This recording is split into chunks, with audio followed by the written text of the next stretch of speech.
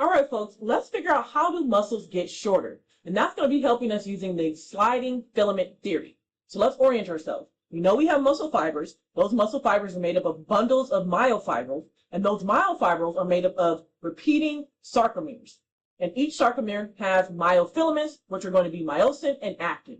Now let's go ahead and get into more details. We'll also see some sarcomeres here. What do we say? The zigzag line is going to help us figure out the boundary of a sarcomere. So I see 1, 2, 3 here, and also 1, 2, 3 here.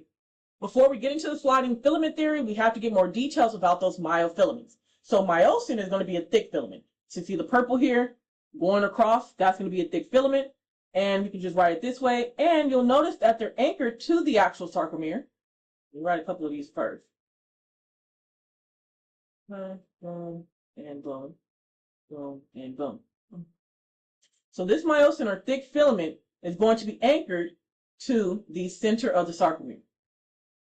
So let's orient ourselves. We have the center of the sarcomere here, and we see we have our myosin that is going across it and anchoring at that center. Also hear the term myosin heads. So if you have this protein, this larger protein here, you can kind of think of it as arms and hands coming out. But we also can call them myosin heads. So here's one arm and head, arm and head, arm and head coming out. And the goal of these arms and head is to pull on rope. That's the whole goal. We'll go through this analogy as we continue. Next, let's go ahead and think of actin, which is going to be our thin filament. And the actin is going to be anchored to the ends of sarcomeres. So we see we have our zigzags here. That's going to mark the end of a sarcomere, of that one single unit. And the actin is going to be on the ends of sarcomeres. So let me get another color here. Example where, again, we see our myosin, with the myosin heads. And we also see some actin that is literally overlapping some of the myosin heads. So from the end of the actual sarcomere up until where you have what's called the H zone, which we'll get into later, that's going to give you the length of that actin. Okay? You can also see it down here that we have the actin overlapping the myosin heads, and then we have this space. So we have space before you get to the middle of the actual sarcomere. We'll go give name to these next. Okay? Now, if the myosin is going to pull on the rope, well, the actin is the rope that is going to pull on. So how does this actually happen? During contraction, the actin and myosin are going to end up staying the same length, and their overlap is going to increase. So let's get an example of this. Here we have our arms and our heads. So that's going to be the myosin here. All these little groups here is myosin, myosin, myosin, myosin, and myosin. And as you can see, they're holding rope, which is actin.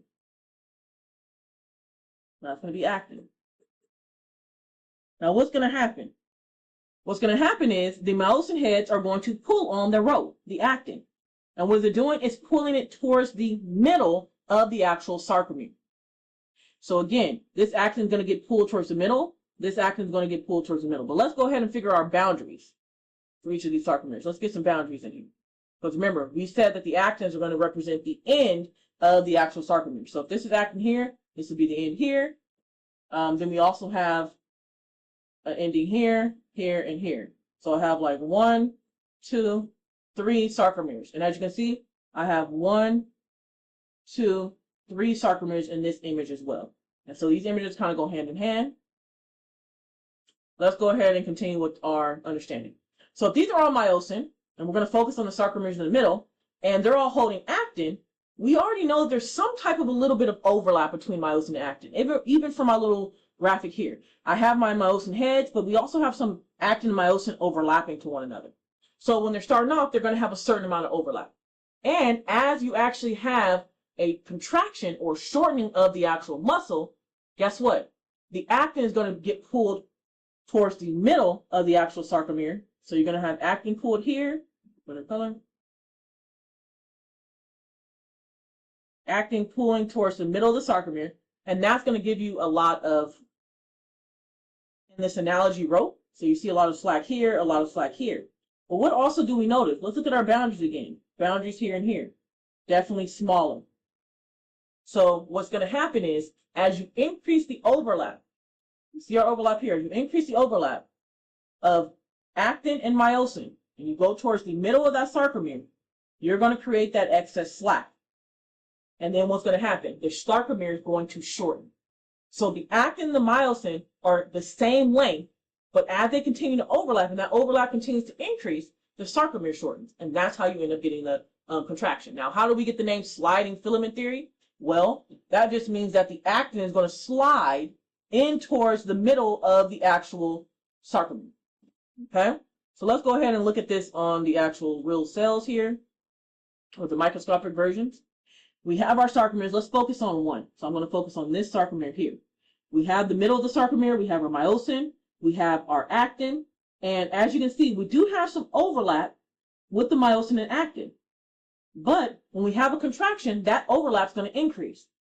So as you can see, that overlap with the actin gets increased. So it's going past the myosin heads, going towards the middle of the sarcomere. And that's why you're saying it's sliding across to the middle. But once it relaxes, because remember, we have elasticity of our actual properties of our muscles, so it has to relax. Once it relaxes, the actin and the myosin go back and they have the same length. They don't change. But the sarcomere itself does actually change. Now the question is, how does that actually work? So let's get into that next. First, we have our sarcomere here. We have our myosin with the myosin heads. We also have our actin, as you can see here. And we know that they have some overlap. But as we contract and the sarcomere gets shorter, the actin is going to go towards the middle of the sarcomere more. That's going to increase overlap of the myosin and actin, and therefore shorten the muscle and cause that contraction. But where's the real details of it? Well, first, we know that myosin is going to be our thick filament, and actin is our thin filament. Some ways to remember this: myosin, many-headed medusa, because it has many heads attached to it. You can also remember the arms and head thing if you wanted to, but many-headed medusa is something that folks remember. Actin is the thin filament, so actin is thin. Another way you can remember that the actin is thin. But how does this process work? How do we know when the actual actin is going to bind to the myosin? How do we know when the myosin is going to pull, right? Well, no matter what, myosin wants to pull. It's going to want to pull on rope no matter what. So the real truth is, how do we regulate the myosin pulling on our actin? And that's going to be with regulatory proteins on the actin itself. So the first protein is going to be like this thread-like protein that wraps around the actin. Let's go ahead and get this detail down first. The actin is like these little beads here. And you see that they have a hole within them. And guess what? That's going to be the myosin binding site. So each of these little actin pieces are going to be able to bind on the myosin. As soon as it binds, myosin is going to want to pull it. Pull it where? To the middle of the sarcomere, right? But if I had this tropomyosin, this thread-like protein, surrounding the openings of the actual actin, or these little beads, then guess what? It's going to block the myosin from binding onto the actin. So the question becomes, well, how do I move that thread-like protein or tropomyosin out the way so myosin can actually bind? Well, we use another regulatory protein called troponin. And troponin is a globular protein that binds to calcium. And when it binds to calcium, it's going to open the binding sites on actin to move this tropomyosin out the way and allow myosin to bind. So first, let's identify where they are. So this is going to be a troponin here. We got another troponin here. As soon as it binds to the actual tropomyosin, there's not going to be any myosins that's going to be binding and connecting to the actin at all. But as soon as this troponin binds with calcium, right? So calcium, that calcium ion that we're so used to seeing, the calcium ion, as soon as that calcium ion binds, so it'll be calcium 2 plus here, binds to troponin, guess what? It's going to allow that tropomyosin to move out of the way. Once the tropomyosin moves out the way, now we can have our myosin heads bind to our actin. So sometimes you'll see this whole regulatory portion is called beads on a string, because it's like the actin beads are on a string of tropomyosin, and then you have the globular protein troponin attached to that tropomyosin thread. When calcium comes in and it attaches to the troponin, that calcium is going to allow the troponin to move the tropomyosin out of the way so myosin can bind, and what's going to happen? The shortening of the sarcomere. How? myosin and actin are going to overlap, and actin is going to move toward the middle of the sarcomere so that it can shorten and cause contraction. Some ways to remember this: if tropomyosin says no to myosin, so if you think tropomyosin, in the name it has myosin, just remember that it means no myosin. Okay? Troponin opens the binding site. So tropone or opone, just remember it can be related to open. So troponin opens the binding site. So that means myosin does have the ability to bind, or the myosin heads have the ability to bind. That's one way to think of it as well. Now remember we talked about some properties of the skeletal muscle or muscle in general, which was elasticity. So after you actually have the actin and the myosin overlapping, so the actin goes to the middle of the sarcomere and contracts, we needed to be able to go back to its normal size, right? Then there's a structural protein that does that. And once it has the ability to go back to its original size, that is elasticity. So the structural protein is called titin, or it's an elastic filament called titin. So that's what you see here. I see titin attached to this myosin here, titin attached to actin, titin attached to myosin and actin. You can see these are those elastic filaments or proteins that's going to help the sarcomere retain its shape. And titin is huge. It's a huge, huge, huge protein. It has somewhat upwards of 30,000 amino acids that make this protein. So way larger than something like hemoglobin, for even example. And again, we need to make sure that we can get our sarcomeres back to their original size, because we don't want to just have constant contraction. That means you're dealing with some type of internal issue. You're off your homeostasis. All together. We get a signal. Remember that electrochemical signal to the sarcolemma. And from the sarcolemma, that signal is going to go to the T-tubules that are within that, again, muscle fiber, which is made of a bundle of myofibers. So the sarcolemma is going to be surrounding the myofibril. We also have the T-tubules, which are like rings around the myofibrils. And then what's going to happen to that signal? It's going to go to the sarcoplasmic reticulum, again, surrounding the myofibril. And that sarcoplasmic reticulum is going to signal the muscle to contract by doing what? Releasing calcium ions. Let me make sure I write that calcium ion a little bit. Once you release the calcium ion for the sarcoplasmic reticulum, it's going to bind to our troponin. That means troponin is going to be able to change the shape of the actin itself by moving the tropomyosin, or that thread-like protein, moving it out the way, so that, again, myosin can actually bind to the actin and pull the actin where? To the middle of the actual sarcomere, causing it to contract. Now, of course, when you go into details about contraction, you'll realize, okay, well, how do we stop this? That means we're going to have less of the calcium that's going to be around, and when there's no calcium bound to the troponin, then again, you're going to have your tropomyosin, or your thread-like protein, surrounding the actin again, and guess what? Everything gets relaxed back to its original shape. Now let's get into more details and look at the sarcomere using a transmission electron microscope. And a transmission electron microscope just gives you fine details of cells. Okay? And so let's see how they look on the transmission electron microscope. And guess what? Because we have this TEM microscope image, it's going to allow us to get even more details about, remember I was telling you, the middle of the actual sarcomere, the space in between the myosin and the actin here in the sarcomere. What is all that stuff called? Here we get to figure that out. First, let's orient ourselves. We see the transmission electron microscope version, and we see just the, I would say the animated version of the actual sarcomere. First things first, I can see a midline. Okay, so that's going to be M for midline.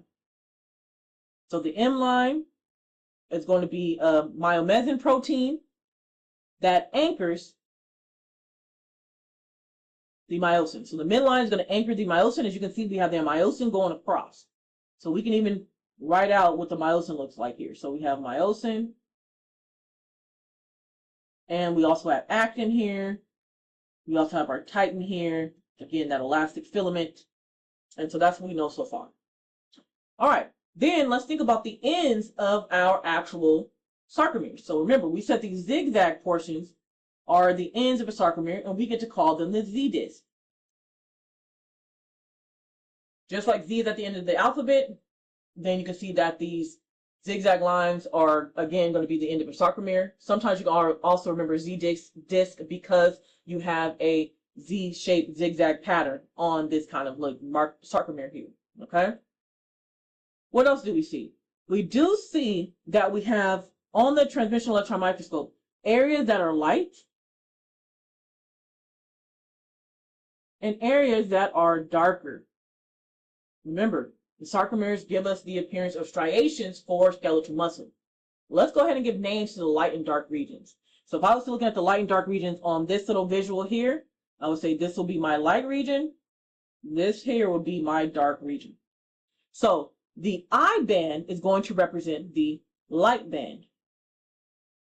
One way to remember that is L-I-G-H-T. So the I in light means that you're talking about the I band. And this area is just going to have actin. So we see, again, our Z-disc. Let me make sure I draw my V-disc here. This is going to be the Z-disc. This is also my V-disc over here. And then all this whole light area is going to be our actin. Now, we know the actin goes into the dark area because it overlaps with some myosin. But in the light area where you see the light pieces, it's only going to be actin. Now let's talk about the dark band or the A band. Again, dark band. How can you remember this? Capitalize the A in dark because A band means dark. And this is going to be an area with both actin and myosin. So again, we have our midline here, and in this area, we are going to have actin and myosin. But what else do we see? I do notice that we do have like a light region. And there's a light region on this side as well. So that light region, which can be described here, let me get a better color. This little light region here, and this little light region here. It's very, very thin, but it's still there, right? And so guess what? That's going to be called the H zone. And that's going to be the central region with just myosin.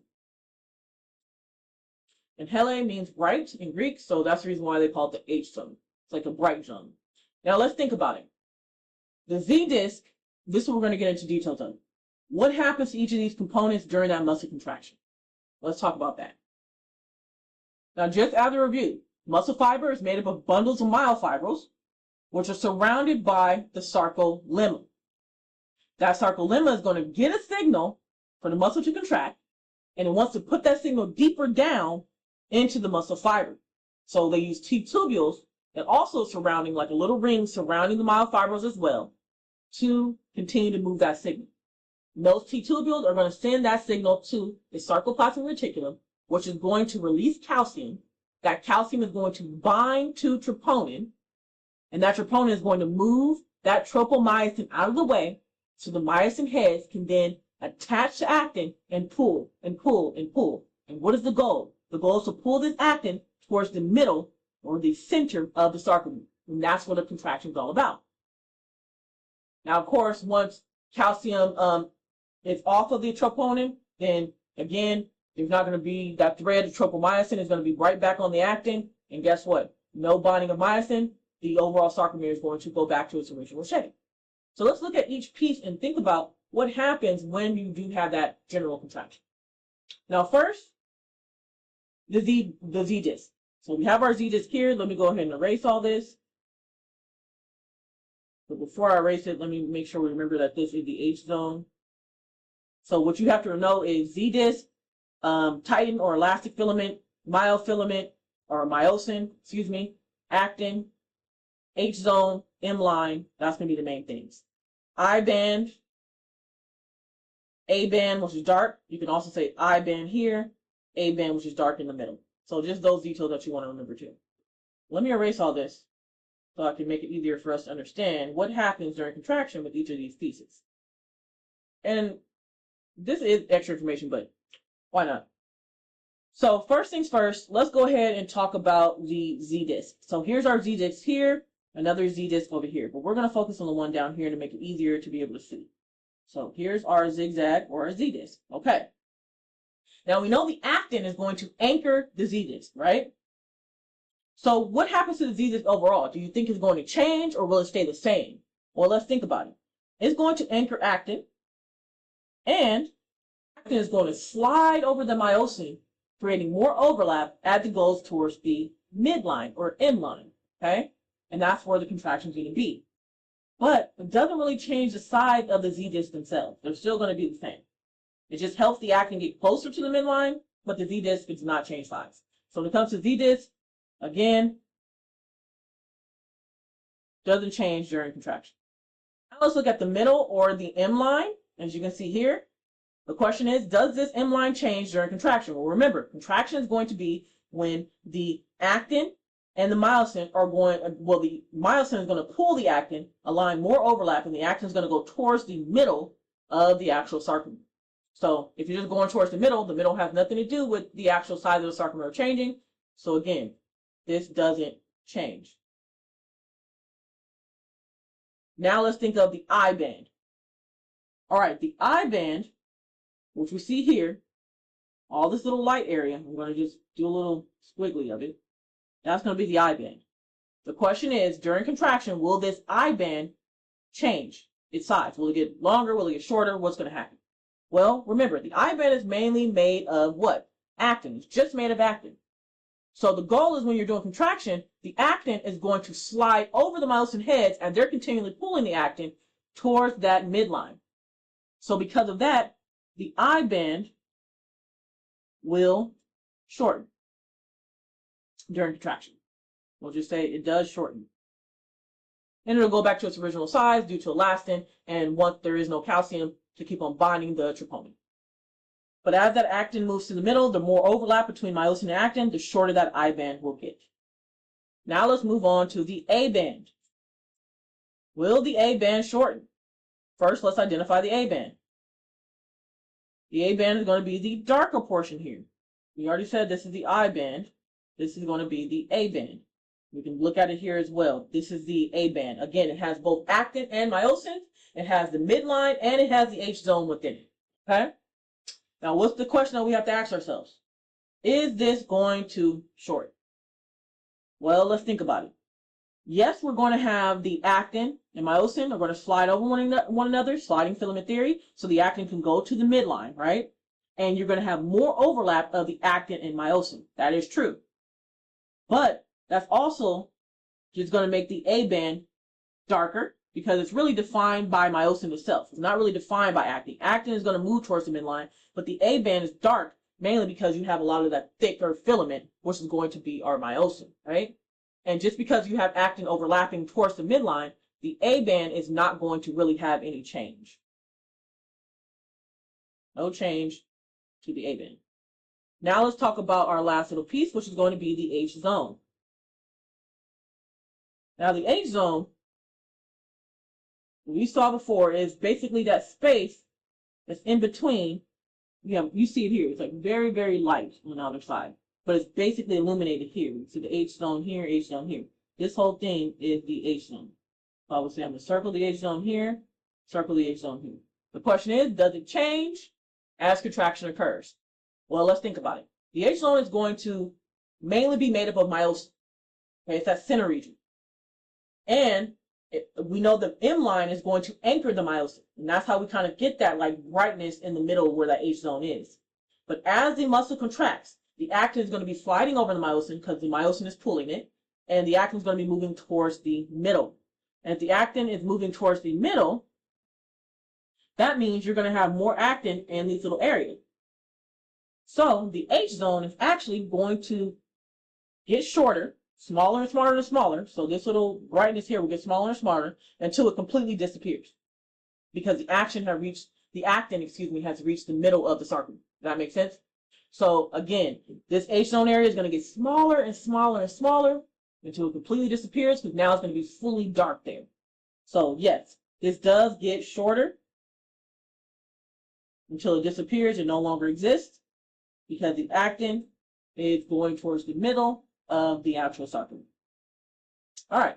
And all of these components come together, again, to allow the contractility. Remember, we can't have contractility without excitability. And that excitability is coming from signals going to the sarcolemma, the T-tubular sarcoplasmic reticulum, and then to troponin. Hopefully this all helped. Yes, it might have been a little bit more detailed when it comes to contraction, but I feel like it helps put it in your mind. Make sure you're breaking it down. I would literally just draw a list of number one, what happens. Number two, first get the structures out, muscles, fascicles, muscle fibers, myofibers, sarcomeres, and myofilaments. And then go ahead and go from the gross anatomy to the microscopic anatomy and only focus on myofibers, sarcomeres, and myofilaments.